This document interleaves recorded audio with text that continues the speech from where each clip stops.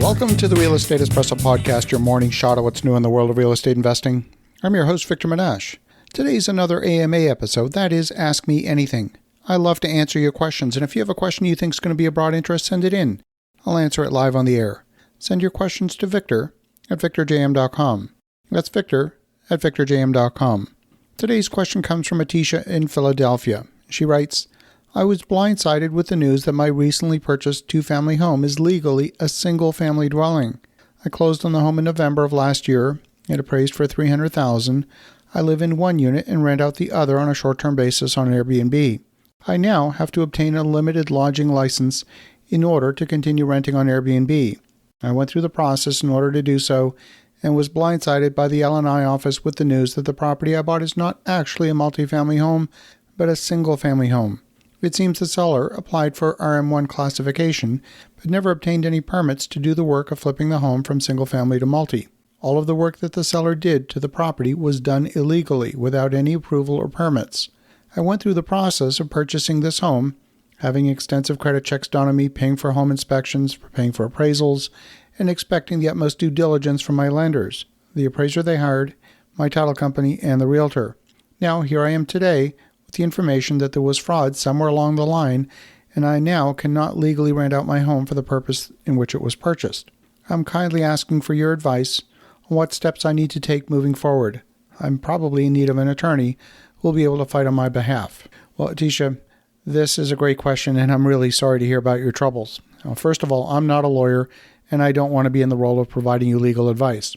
I'm happy to make an introduction to a couple of lawyers in Philadelphia who I've worked with before and who I would trust to help you with issues of this type.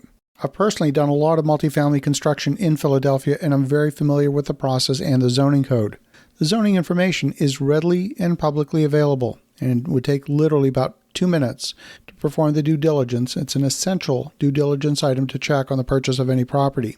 Now, there are vast areas of the city that had previously been zoned as RM1 and then downzoned to single family by an act of city council. It's possible the previous owner thought they had the zoning for RM1, or maybe they applied to the Zoning Board of Appeals, citing the zoning change as a hardship as a reason to get the zoning variance.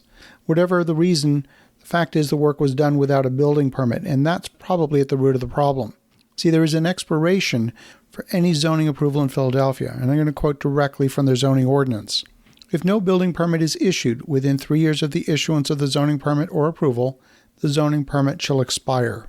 And should a building permit expire and more than 3 years has elapsed since the issuance of the zoning permit or the Zoning Board of Appeal approval authorizing the work, the zoning permit shall also expire. Now, building permit checks should always also be a due diligence item on any property purchase. Whether you have any recourse would depend on what the terms were in your agreement of purchase and sale. If the agreement warranted anything about the property, you might have some recourse.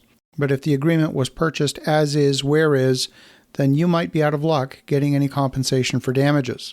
Now, if the realtor made any misrepresentations or made an error, there might be a claim against the realtor under their errors and omissions insurance. Again, it'll depend on the specifics of what you signed with your representation agreement with the realtor. Sometimes, the realtor is trying to double in the commission and provide dual representation. Under those agreements, there's usually an acknowledgement by you, the buyer, that the realtor is really working for the seller, and the buyer must beware that they're effectively unrepresented. Again, a lawyer can help you determine the facts of your case and whether you indeed have a claim.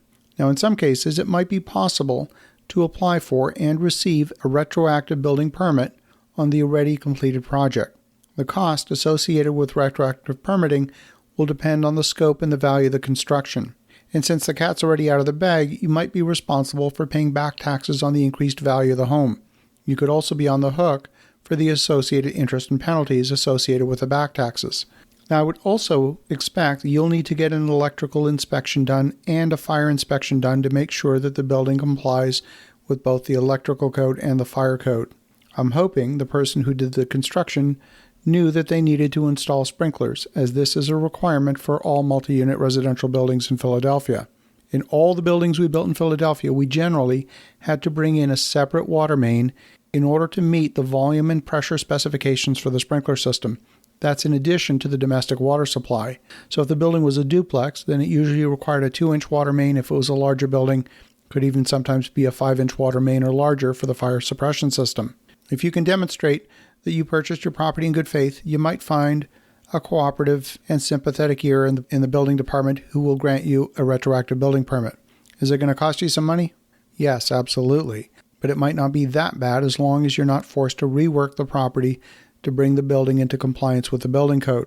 Well, this should be a cautionary tale for all of our listeners.